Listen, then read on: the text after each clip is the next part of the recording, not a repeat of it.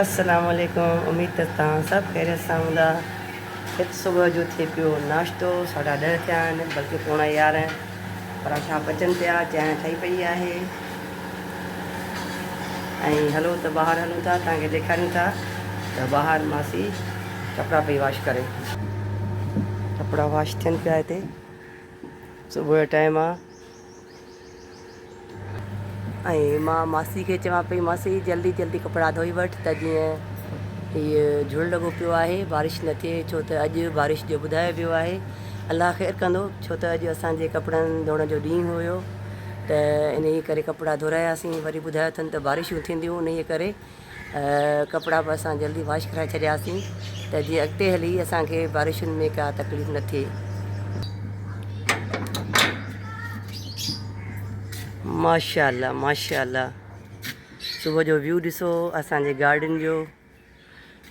उस बिल्कुलु बि न आहे, 11:30 थिया आहिनि ऐं मां ॿुधायां पई जीअं त अॼु झुड़ वारो मौसमु आहे, पर असांजो गार्डन जेको आहे लशपश लॻो पियो आहे। माशाअल्लाह माशाअल्लाह।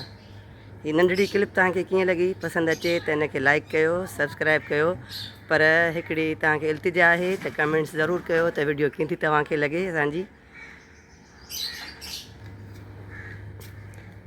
ही ॿूटा जेके आहिनि, हिन में गुल थींदा आहिनि मथां, हे 2-3 ॾींहंनि में एॾा वधी विया आहिनि। हीअ नाज़कू ॾिसो, हीअ राति जो टाइम ऐं असां ठाहिया आहिनि सादा अछा चांवर ऐं हिन में मूं विधी आहे गुड़ वारी मिठाई। असां त मिठाई चवंदा आहियूं, के माण्हू मुस्ती चवंदा आहिनि, के हिनखे शक्कर चवंदा आहिनि। सो ही तमामु मज़ेदार थींदी आहे ऐं इहो ॿुधाइजो त तव्हां बि ईअं खाईंदा आहियो गुड़ जी मिठाई विझी मथां चांवरनि जे। मूंखे त तमामु घणी वणंदी आहे। जॾहिं बि पचंदा आहिनि त मां हिन में ज़रूरु मिठाई विझी खाईंदी आहियां ऐं मां मिठाई ख़ासि करे हिन चांवरनि लाइ वठी रखंदी आहियां। हूअं त असांजे घर में दाल चांवर थिया, पर मां हिन में विधी आहे मिठाई। त वीडियो पसंदि अचे त लाइक कयो, शेयर कयो ऐं सब्सक्राइब ज़रूरु कजो। जेके मुंहिंजा नवां भाइर भेनर ॾिसण वारा आहिनि, उन्हनि खे हिकिड़ी रिक्वेस्ट आहे त जॾहिं बि तव्हां मुंहिंजी वीडियो ॾिसो त कमेंट्स कयो ऐं उनखे लाइक बि कयो।